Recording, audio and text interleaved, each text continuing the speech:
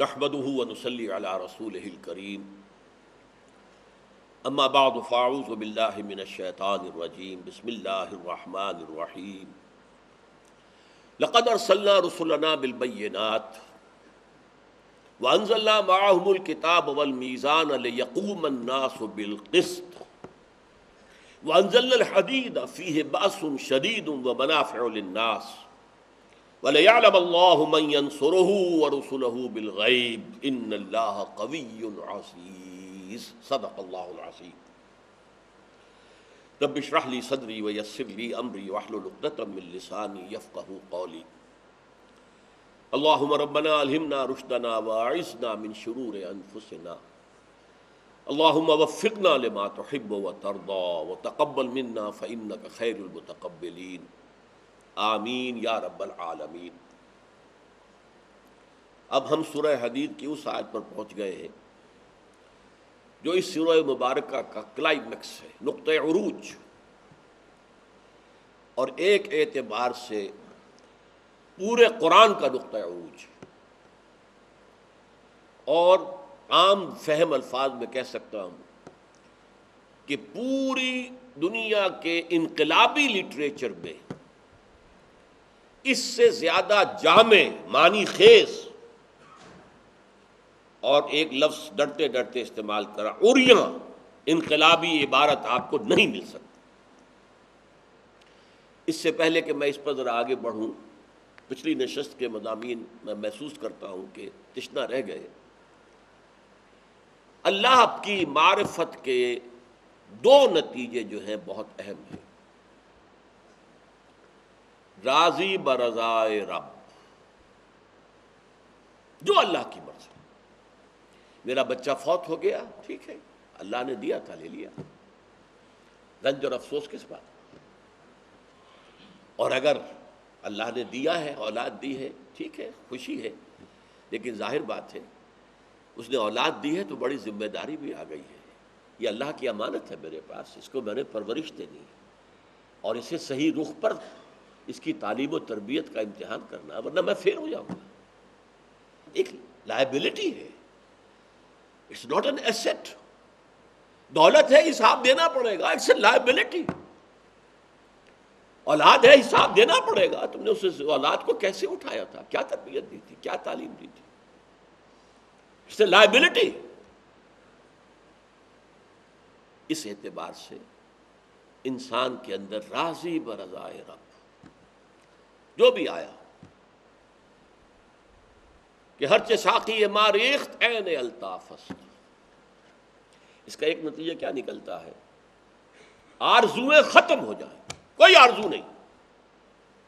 ایک آرزو رکھیے، اللہ رحم فرمائے، کرم فرمائے، ہمارے اوپر اپنی رحمت کی چادر ڈال دے اور ہمیں جنت میں داخل کر دے، اور اس کے تابع آرزو اللہ ہمیں قبول کر لے کہ ہم اس کے دین کی جد و جہد کے لیے تن من دھن لگا دیں۔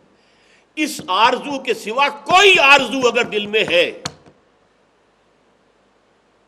تو یہ بھی ایک نوعیت کا شرک ہو جائے گا۔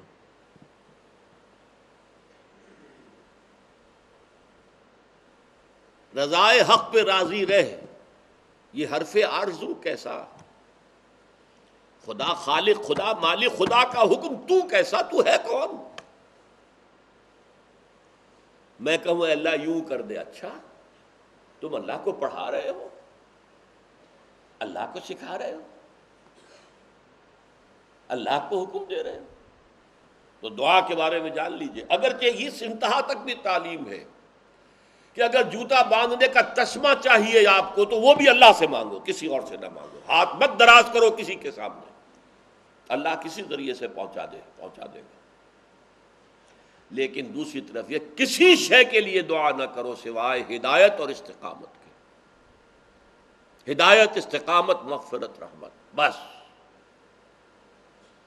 اے اللہ ایسا نہ ہو، ایسا نہ ہو، اچھا آپ بتانا چاہتے ہیں، اللہ کو حکمت سکھا رہے ہیں، ایسا کرنے میں کوئی برائی ہے؟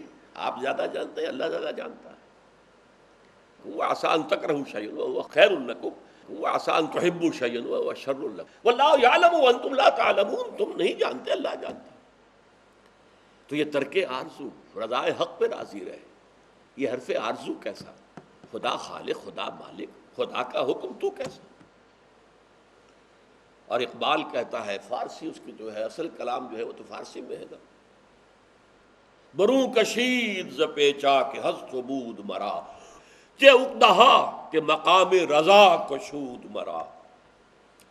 یہ مقام رضا ہے، اللہ کی رضا پہ راضی رہنا۔ یہ انسان کو پیچ و تاب سے نکل، یہ کیوں ہو گیا، یہ کیسے ہو گیا، یہ کس نے کر دیا، یہ اس نے کیا، میں اس سے انتقام لوں گا، اس سے بدلہ لوں گا، یہ سارا پیچ و تاب خلاص جو کچھ ہوا ہے اللہ کے اذن سے ہوا۔ ذریعہ کوئی بن گیا، وہ بن گیا، یہ بن گیا، وہ بن گیا، اللہ کے اذن کے بغیر تو نہیں ہو سکتا تھا۔ تو یہ میرے رب کی طرف سے ہے نا، میں راضی ہوں۔ بروں کشید ز پیچا کے ہست و بود مرا، یہ جو پیچ و تاب انسان کھاتا ہے، یہ ہو گیا، یہ نہیں ہوا، یہ نہیں ہوا، یہ کیوں ہو گیا، ایسا نہ ہو جائے، یہ نہ ہو جائے، اس سب سے آدمی نکل گیا۔ نفس مطمئنہ یا ایتھا النفس المطمئنۃ ارجعی الی ربک راضیۃ مرضیہ۔ تو بروں کشید ز پیچا کے ہست و بود مرا، چہ عقدہا کے مقام رضا کشود مرا۔ اور دوسرا ہے تفویض الامر الی اللہ، اے اللہ میں اپنا معاملہ تیرے حوالے کرتا ہوں، جس کو میں نے کہا دعا استخارہ، اگر یہ شے تیرے علم میں صحیح ہے، اچھی ہے میرے لیے، تو اس کو میرے لیے آسان کر دے اور میرے دل کو بھی اس کے لیے کھول دے، اور اگر یہ شے تیرے علم میں میرے لیے نقصان دہ ہے تو اس کو مجھ سے دور کر دے، مجھے اس سے دور کر دے۔ فإنک تعلم ولا اعلم وتقدر ولا اقدر، تو سب کچھ جانتا ہے، میں کچھ نہیں جانتا، تجھے ہر قدرت حاصل ہے، مجھے کوئی قدرت حاصل ہے۔ تو یہ راضی برضائے رب، ما اصاب من مصیبت فی الارض ولا فی انفسکم الا فی کتاب من قبل ان نبرأها ان ذلک علی اللہ یسیر لکی لا تأسوا علی ما فاتکم ولا تفرحوا بما آتاکم واللہ لا يحب كل مختال فخور الذین یبخلون ویأمرون الناس بالبخل ومن یتول فإن اللہ هو الغنی الحمید۔ ان آیتوں کا تعلق اس آیت سے بھی ہے جو اب ہم پڑھیں گے، اس لیے کہ انقلابی عمل کے اندر تکلیفیں زیادہ آتی ہیں، خرچ زیادہ کرنا پڑتا ہے، لہذا جو عظیم ترین انقلابی آیت ہے قرآن کی، اس سے پہلے یہ تمہید کے طور پر 3 آیتیں تھیں۔ اب آئیے اس آیت پر، لقد ارسلنا رسلنا بالبینات، ہم نے بھیجا اپنے رسولوں کو بینات کے ساتھ۔ بینہ ایک شے جو از خود روشن ہے، واضح ہے، جسے کسی دلیل کی حاجت نہیں۔ جیسے ہم کہتے ہیں آفتاب آمد، دلیل آفتاب، سورج طلوع ہو جائے تو اپنے وجود پر خود دلیل ہے، کیا اس کے لیے کوئی دلیل کی ضرورت ہے کہ سورج ہے؟ وہ بین ہے، از خود واضح ہے۔ تو بینات کا لفظ جب رسولوں اور نبیوں کے لیے آتا ہے تو 2 معنی میں آتا ہے۔ ایک تو یہ کہ جو وہ تعلیم لے کر آئے ہیں، اللہ کو پر ایمان، نیکیوں کی دعوت، وہ فطرت انسانی کے نزدیک بالکل واضح ہے، سورج کی طرح ہے، روشن بینات ہے۔ اور ایک خاص طور پر پھر معجزات کے بارے میں، کہ جو ثابت کر دے کہ یہ اللہ کا رسول ہے، یہ جو اس نے کر کے دکھایا ہے یہ نہیں ہو سکتا اگر یہ اللہ کا رسول نہ ہو۔ اگر حضرت صالح سے کہا دیکھو بھائی صالح ہم مان لیں گے تم اگر تم اللہ کے رسول ہو، اگر تم ابھی اس چٹان میں سے جو ہمارے سامنے ہے ایک گابھن اونٹنی برآمد کر کے دکھا دو۔ اللہ سے دعا کی، اللہ نے کر دیا، ان کی نگاہوں کے سامنے چٹان پھٹی، ایک گابھن جو پہلے سے حاملہ ہے اونٹنی، یہ اونٹنی بہت قیمتی ہوتی تھی، جو گابھن بھی ہے جس سے اب اور کوئی بچہ بھی ملنے والا ہے، برآمد ہو گئی۔ ناقۃ اللہ کہا گیا اسے، ناقۃ اللہ، اللہ کی اونٹنی، یہ معجزہ تھا۔ ان بدبختوں نے پھر بھی نہیں مانا، وہ بات دوسری ہے، کوئی قوم معجزے سے ایمان نہیں لائی۔ 9 معجزے حضرت موسیٰ کے آل فرعون نے دیکھے، بدبختوں نے نہیں مانا، لیکن پھر بھی بینات کا لفظ معجزوں کے لیے آتا ہے۔ لقد ارسلنا رسلنا بالبینات، دیکھیے یہاں 3 چیزیں آ رہی ہیں۔ ہم نے بھیجا اپنے رسولوں کو بینات کے ساتھ، معجزوں کے ساتھ، وانزلنا معہم الکتاب والمیزان، اور ان کے ساتھ ہم نے 2 چیزیں اور نازل کی، ایک الکتاب، تورات دی موسیٰ کو، انجیل دی عیسیٰ کو، کتاب، الکتاب اب قرآن ہے جو محمد کو دیا جا رہا ہے صلی اللہ علیہ وسلم. والمیزان، اور وزن کرنے والی شے. میزان اس میں آلہ ہے وزن سے، وزن کرنے والی شے. اس سے مراد کیا ہے؟ وہ نظام عدل اجتماعی جس میں توازن ہو، عورت اور مرد کے حقوق توازن ہو. مرد کو اس کا دائرہ کار معین ہو اس کی صلاحیتوں کے اعتبار سے، عورت کا دائرہ کار معین ہو اس کی صلاحیتوں کے اعتبار سے. مرد کو حقوق حاصل ہوں اس کے فرائض کے اعتبار سے، عورت کو حقوق حاصل ہوں اس کے فرائض کے اعتبار سے. یہ توازن ہونا چاہیے. کوئی سرمایہ دار ہے، اس نے کارخانہ لگایا ہے، اس کے بھی کچھ حقوق ہیں، اور مزدور ہے وہ کام کر رہا ہے، اس کے بھی حقوق ہیں. سرمایہ دار ظلم نہ کرے مزدور پر، اور مزدور زیادتی نہ کرے سرمایہ دار پر. توازن ہونا چاہیے. دنیا میں کوئی نہ کوئی نظام رہے گا، کوئی نہ کوئی حکومت ہوگی. حاکم ظلم نہ کرے، دبائیں نہیں، سپریس نہ کرے، ریپریس نہ کرے اپنے محکوموں کو، اور محکوم جو ہے وہ پریشان نہ کرے اپنے حاکموں کو. یہ توازن جو ہے یہ اصل میں شریعت کا اصل مقصود ہے. اب آپ سمجھئے تین چیزیں دی گئیں رسولوں کو. ایک معجزے، نمبر دو کتاب ہدایت، نمبر تین میزان جس میں تمام طبقات اور تمام انسانوں کے حقوق اور فرائض کا توازن معین کر دیا گیا. اس ترازو میں تولا جائے گا عورت کا حق کیا ہے، بیوی کا حق کیا ہے، اور اختیار کیا ہے، اور فرائض کیا ہیں، اور شوہر کے مرد کے کیا حقوق ہیں، کیا اختیارات ہیں، کیا فرائض ہیں. اچھا، اب یہ ساری چیزیں ہم نے کس لیے بھیجی؟ یہ ٹکڑا جو ہے تین الفاظ آ رہے ہیں آگے، یہ مرکز ہے اس آیت کا. لِیَقُومَ النَّاسُ بِالْقِسْطِ، تاکہ لوگ عدل پر قائم ہوں. یہ اللہ کی ہابی تو نہیں تھی کہ رسول بھیج دیا، کتاب بھیج دی، بس شوق پورا ہو گیا. یہ سب کچھ اس لیے بھیجا کہ اس کو قائم کیا جائے، یہ میزان نصب کی جائے، اس میں تول کر ملے ہر ایک کو جو اس کا حق ہے.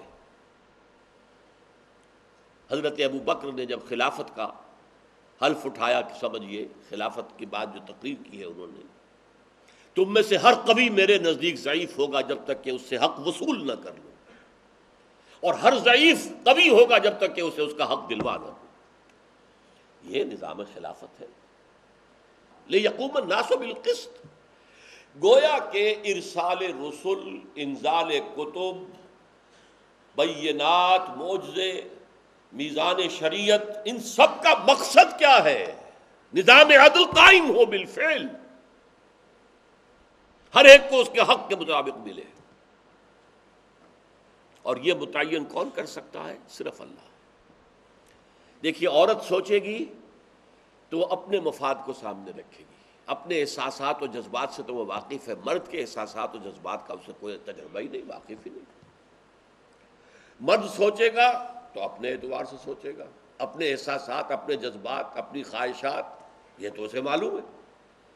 لیکن عورت کی نفسیات کو تو نہیں وہ سمجھ سکتا. ایک ہستی ہے جس نے مرد کو پیدا کیا، عورت کو پیدا کیا.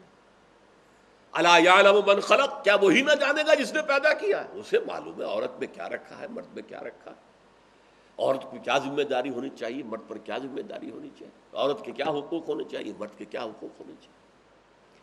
تمام انسان اس کے مخلوق ہیں، اسے معلوم ہے کس کا کیا حق ہے، مزدور کا کیا حق ہے. اس لیے کہ جس کو مستاجری کہتے ہیں یہ تو ہے، آپ کسی کو اجرت پر رکھتے ہیں، آپ دہاڑی پر رکھتے ہیں، ماہانہ رکھتے ہیں، ہفتے وار تنخواہ پہ رکھتے ہیں، کانٹریکٹ پہ رکھتے ہیں، اس طرح بھی رکھتے ہیں. حقوق اس کے کیا ہیں وہ معین کیجیے. یہ نہ ہو کہ آپ اسے نچوڑ تو زیادہ رہے ہوں، اس کا خون زیادہ کھینچ رہے ہوں اور دے رہے ہوں کم اس کو. جس کو اقبال نے کہا ہے کہ خواجہ خونے رگے مزدور سازد لال ناب. سرمایہ دار جو ہے مزدور کی رگوں میں دوڑنے والے سرخ خون سے وہ شراب کشید کرتا ہے جو وہ رات کو بیٹھ کر کسی کلب میں یا اپنے گھر میں پیتا ہے. کہاں سے آئی اس کے پاس یہ شراب؟ بڑی قیمتی شراب ہے، لال ناب. خواجہ از خون رگے مزدور سازد لال ناب، مزدور کی شریانوں میں دوڑنے والے سرخ خون سے اس نے وہ شراب، سرخ شراب جو ہے وہ کشید کی ہے۔ از جفائے دہ خدایا کشت دہقانہ خراب، اور یہ دہ خدا جو ہے مالکان بیٹھے ہوئے ہیں، یہ جاگیردار ہے، یہ وڈیرا ہے، یہ زمیندار ہے، ان کا ظلم، ان کے ہاں عیش ہو رہے ہیں۔ محنت پسینہ کس کا ہے؟ خون پسینہ جو ہے وہ اس ہاری کا ہے، اس کسان کا ہے، اس کاشتکار کا ہے، عیش کر رہا ہے، یہ بیٹھا ہوں۔ اس کے بچے کے لیے تعلیم نہیں، اس کے بچے انگلینڈ میں اور امریکہ میں جا کے پڑھ رہے ہیں۔ اس کے بچے کے لیے دوا نہیں ہے، اس کا علاج جو ہے جا کر امریکہ میں ہوتا ہے۔ ان کی گرمیاں وہاں گزرتی ہیں یا مری میں گزرتی ہیں، جبکہ اسی گرمی کے شدید موسم میں وہ کاشتکار وہ فصل کاٹ رہا ہے گندم کی، انتہائی سخت گرمی، اور اس میں فصل کا کاٹنا کیا ہے، کس قدر اس کے اندر مشقت ہے۔ اس کو اتنا بھی مشکل سے ملے گا کہ 2 وقت کی روٹی چلا سکے اور عیش کرے گا زمیندار۔ اس ظلم کو ختم کرنے کے لیے ہم نے شریعت بھیجی ہے، اس ظلم کو ختم کرنے کے لیے ہم نے رسول بھیجے ہیں، اس ظلم کا استئصال کرنے کے لیے ہم نے کتاب نازل کی ہے۔ اگر یہی نہیں، اگر یہ نہیں تو بابا پھر سب کہانیاں۔ قرآن پڑھ لو ثواب حاصل کر لو، قرآن تراویح میں سن لیا بہت بڑی بات ہو گئی، اجی شبینہ سن لیا کیا کہنے ہیں، 10 پارے سن لی، بس پڑھ لو۔ اس لیے قرآن نازل ہوا تھا۔ قرات کی محفلیں منعقد کر لو، تلاوت کے مقابلے کر لو، 40 من وزنی قرآن لکھ لو، سونے کے تار سے لکھا ہوا قرآن رکھا ہوا ہے، نہ پڑھنے کا، نہ سیکھنے کا، نہ سکھانے کا، نہ پڑھانے کا۔ بڑا کام کیا تھا، 1400 سالہ جشن نزول قرآن منایا گیا تھا، 40 من وزنی قرآن رکھا ہوا، اس لیے قرآن آیا تھا۔ چیتھڑوں میں لکھا ہوا، ہڈیوں پر لکھا ہوا قرآن تھا حضور کے زمانے میں، لیکن اس قرآن نے آگ بھر دی تھی ایک قوم کے اندر، اسے کھڑا کر دیا تھا۔ تن من دھن اللہ کے لیے ہے، ان صلاتی و نسکی و محیایا و مماتی للہ رب العالمین، میرا جینا اور مرنا اور میری زندگی، میری موت، میری نماز، میری قربانی سب اللہ کے لیے۔ اور اللہ کو آپ سے کیا چاہیے؟ ما ارید منہم من رزق وما ارید ان یطعمون، مجھے تم سے رزق تو نہیں چاہیے، میں تم سے غذا کا طالب تو نہیں ہوں، میرے کلمے کو سر بلند کرو، میرے دین کو قائم کرو، تن من دھن لگاؤ۔ اگر یہ نہیں کرتے پھر وہی کہوں گا، اگر یہ نہیں تو بابا پھر سب کہانیاں ہیں۔ یہ تقویٰ ہے، یہ بہت بڑے مرشد ہیں اور یہ بڑی تعلیم دے رہے ہیں، روحانی ترقیاں کرا دیتے ہیں، اور ان سے تو لوگ سیکھ سکتے ہیں کہ قبر میں بتا سکیں کہ قبر میں کون اس وقت کیا ہو رہا ہے، عذاب ہو رہا ہے۔ یہ سکھانے کے لیے محمد رسول اللہ آئے تھے۔ کیا صحابہ کو یہ سکھایا تھا؟ کس لیے اتارا ہم نے؟ لقد ارسلنا رسلنا بالبینات وانزلنا معهم الکتاب والمیزان لیقوم الناس بالقسط، تاکہ لوگ عدل پر قائم ہوں۔ ہم نے نظام عدل نافذ کیا ہے، ہم نے نظام عدل نازل کیا ہے تم پر، کتاب کی شکل میں، میزان کی شکل میں۔ مقصد کیا ہے؟ نظام عدل کا قائم کرنا۔ دیکھیے اس کی اہمیت کیا ہے۔ اللہ تعالیٰ کے جو 99 نام ہیں وہ سب یا فاعل یا فعیل کے وزن پر ہیں، علیم، قدیر وغیرہ، یا فعال، قہار، غفار، ستار۔ ایک نام مستثنا ہے، وہ مصدر ہے، العدل۔ العدل، عادل نہیں، العدل،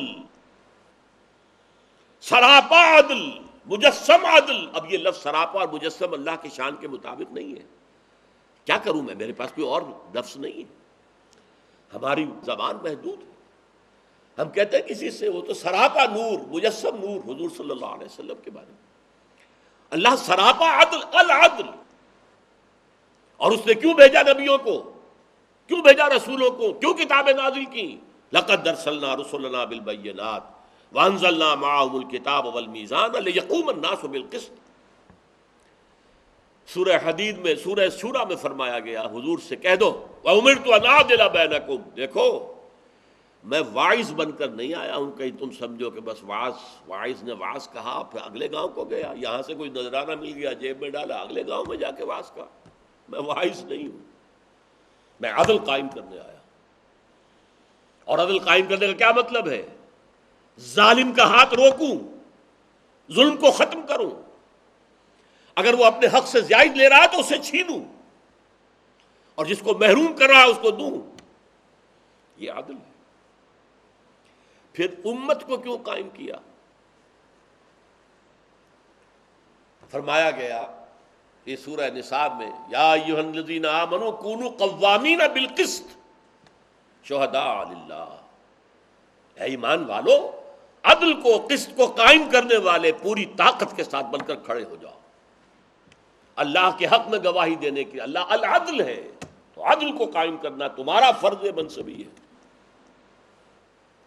یا فرمایا گیا کونو قوامین للہ شہداء بالقسط، اللہ کے لیے کھڑے ہو جاؤ، یعنی عدل کے گواہ بن کر کھڑے ہو جاؤ۔ یہ اس امت کا فرض منصبی ہے۔ لقد ارسلنا رسلنا بالبینات وانزلنا معهم الکتاب والمیزان لیقوم الناس بالقسط۔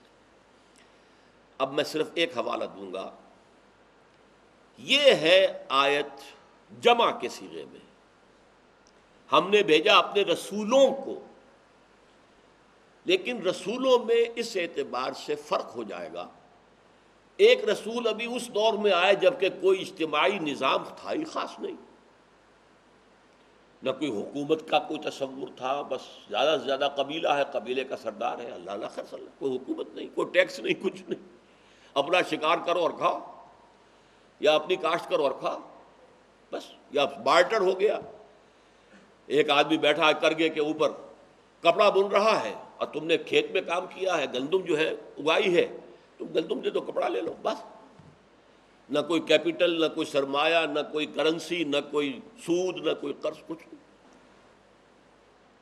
تو جیسے جیسے تمدن ترقی کرتا چلا گیا، تمدن جانتے، مدنیت، یہ نظام جو ہے، اور پھر وہ نظام پہلے کبھی غاروں میں رہتے تھے تو ہر شخص اپنے غار کا مالک ہے، عام دی منار کا فول آئی سروے، اپنے غار میں جو چاہوں گا میں کروں گا، کسی اور کا حکم نہیں ماننے کا سوال۔ پھر قبیلے کا معاملہ آیا تو سردار جو قبیلے کا، اس کی بات ماننی پڑے گی، جو سردار ہے۔ پھر قبیلے ایک شہر میں آ کے رہنے لگے تو آپس میں انہوں نے کچھ طے کیا، باہمی معاملات، تو دستور کی بنیاد پڑی، پھر بڑی بڑی امپائرز قائم ہو گئی۔ اب آیا وہ عدل کا معاملہ، انتہائی اہمیت اختیار کر گیا۔ اب کسان کھیت میں ہل چلا رہا ہے، جاگیردار آ کر لائنز شیئر لے گیا ہے، جاگیردار نے کچھ اپنے پاس رکھا، کچھ بادشاہ کو بھیج دیا، وہاں چلا گیا لگان، بادشاہ عیش کر رہا ہے، محل ہے، اور اگر کوئی کسان سر اٹھائے گا تو بادشاہ کی فوج ہے اس کا سر کچلنے کے لیے۔ کرگے پر بیٹھا ہوا ایک شخص جو ہے کپڑا بن رہا، اس پر ٹیکس ہے، محنت تم کرو گے، ٹیکس ہمیں دو گے، ہمارے محل بنیں گے، ہمارے عیش ہوں گے، ہماری عیاشیاں ہوں گی، اور یہ کہ اس پر ہم ایک فوج بھی کھڑی رکھیں گے تمہارے سر کے اوپر، کہ ذرا کوئی سر اٹھائے تو کچل دیا جائے۔ یہ نظام جب آ گیا دنیا میں، یہ تھا جو امپائرز کا دور ہے، دی پرشین امپائر، دی رومن امپائر، اس وقت حضور کی بعثت ہوئی۔ اب نظام زندگی کی اہمیت ہو چکی تھی، انسانی انفرادیت سکڑ گئی تھی، اجتماعیت کا جو ہے قبضہ ہو گیا تھا، اور آج تو انتہا کو پہنچ گیا ہے۔ پہلے تو کم سے کم یہ تھا آپ اپنے بچے کی تعلیم کا خود فیصلہ کر سکتے تھے، آپ اسے اپنے گھر کے اندر اچھا ماحول فراہم کر سکتے تھے۔ اب کیا کریں گے؟ گھر میں ٹی وی نہ ہو تو بچہ باہر جا کے دیکھے گا، گھر میں یا کسی اور کے دوست کے یہاں جا کے دیکھے گا، کیا کریں گے؟ آپ اس کی تربیت کیسے کریں گے؟ کہیں آپ انہیں غاروں میں تو نہیں رکھ سکتے، کیا کریں گے؟ آپ بچوں کے ان پڑھ رکھ لیں گے؟ انسان کی انفرادیت سکڑ کر رہ گئی ہے، آپ کا دائرہ اختیار کہاں ہے؟ کچھ بھی نہیں، اجتماعیت جو ہے سارا تسلط اب اس کا ہے۔ جب اس عہد کا آغاز ہوا تو محمد الرسول اللہ کی بعثت ہوئی، اور اب یہ آیت سکڑ کر کن الفاظ میں 3 دفعہ آئی حضور کے لیے، هو الذی ارسل رسولہ بالہدی ودین الحق لیظہرہ علی الدین کلہ، وہی ہے اللہ جس نے بھیجا ہے اپنے رسول محمد کو صلی اللہ علیہ وسلم۔ یہاں رسل ہے، لقد ارسلنا رسولنا، اپنے رسولوں کو بھیجا، یہ سارے رسولوں کو کور کر رہا ہے۔ سب کا مقصد یہی تھا، معاشرہ جس سطح پر بھی ہے، وہ سوشل ایولیوشن کے جس لیول پر بھی ہے، تمدن کی جس سطح پر بھی ہو، عدل ہونا چاہیے، انصاف ہونا چاہیے۔ لیکن جب وہ نظام زندگی اس طرح مسلط ہو جائے تو پھر جواباً ایک نظام حق ہونا چاہیے کہ جو غالب کیا جائے۔ محمد الرسول اللہ کو دیکھیے، یہاں 3 چیزیں تھیں، وہاں 2 چیزیں دے کر بھیجا گیا۔ هو الذی ارسل رسولہ بالہدی ودین الحق، الہدی قرآن، یہ الکتاب بھی ہے، وانزلنا معہم الکتاب، وہ کتاب کیا ہے اب؟ الہدی قرآن، اور یہی معجزہ ہے محمد الرسول اللہ صلی اللہ علیہ وسلم کا۔ حضور کا اصل معجزہ قرآن حکیم ہے۔ کسی رسول کا اصل معجزہ وہ ہوتا ہے جو وہ دعوے کے ساتھ پیش کرے کہ آؤ کر لو مقابلہ، جیسے حضرت موسیٰ نے جادوگروں سے مقابلہ کیا چیلنج کے ساتھ۔ چیلنج قرآن میں دیا گیا، بار بار دیا گیا، اگر تمہیں شک ہے تو اس قرآن جیسی ایک صورت بنا کر لے آؤ، اور جس کو چاہو جمع کر لو، تمہارے ہاں شعراء ہیں، خطباء ہیں، بڑے بڑے لوگ ہیں، آئے ایک سورت العصر جیسی بنا لیں، سورت الکوثر جیسی بنا لیں۔ تو اصل معجزہ کیا ہے؟ تو یہاں تھا بینات اور کتاب، یہاں صرف الہدی قرآن حکیم جو معجزہ بھی ہے اور کتاب ہدایت بھی ہے، الہدی بھی ہے۔ اور اب جو میزان ہے وہ میزان اب سادہ میزان نہیں رہی، نظام بن گیا ہے، ودین الحق، نظام باطل کے مقابلے میں دین حق، نظام حق دے کر بھیجا ہے، لیظہرہ علی الدین کلہ، تاکہ اسے غالب کر دے پورے کے پورے نظام پر، نظام کا کوئی گوشہ اس سے خارج نہ رہ جائے، آزاد نہ رہ جائے، وہ سیاست ہو، ریاست ہو، حکومت ہو، قوانین ہو، تعزیرات ہو، حدود ہو، ٹیکس ہو، زراعت ہو، تجارت ہو، انڈسٹری ہو، گھریلو زندگی ہو، جو بھی کچھ ہو، سب کا سب دین حق کے تابع ہو جائے، لیظہرہ علی الدین کلہ وَلَوْ كَرِهَ الْمُشْرِكُونَ۔ اب دیکھیے یہ الفاظ حضور کے لیے 3 دفعہ ہے، هو الذی ارسل رسولہ بالہدی ودین الحق لیظہرہ علی الدین کلہ، 3 دفعہ ایک شوشے کے فرق کے بغیر۔ سورہ توبہ آیت نمبر 33، سورہ فتح آیت نمبر 28، سورہ صف آیت نمبر 9۔ کسی اور رسول کے لیے نہیں آئے، اس لیے کہ ابھی ان کے دور تک نظام زندگی کا کوئی تصور نہیں تھا۔ عدل و انصاف تو ہر معاملے کے اندر ہوگا، لیکن نظام عدل، پورا نظام عدل اجتماعی، آج کل جس کے لیے لفظ ہم استعمال کرتے ہیں the system of social justice، اس سوشل جسٹس میں پولیٹیکل جسٹس بھی ہے، اکنامک جسٹس بھی ہے، سوشل جسٹس بھی ہے، گھریلو بھی عدل و انصاف ہے، عورت اور مرد کے حقوق میں توازن ہونا چاہیے، عدل ہو، انصاف ہونا چاہیے۔ یہ تمام چیزیں جو ہیں یہ دین حق کا حصہ ہیں، اور پورے نظام زندگی پر اس کو غالب کرنے کے لیے محمد الرسول اللہ کو بھیجا گیا۔ وہ سورہ صف کی مرکزی آیت، یہ سورہ حدید کی مرکزی آیت، دونوں اسی سلسلہ سور کی صورتیں ہیں، یہی 10 صورتیں جو کہ مدنی صورتوں کا بلحاظ تعداد سب سے بڑا گلدستہ ہے قرآن حکیم۔ بارک اللہ لی ولکم فی القرآن العظیم ونفعنی وإیاکم بالآیات والذکر الحکیم۔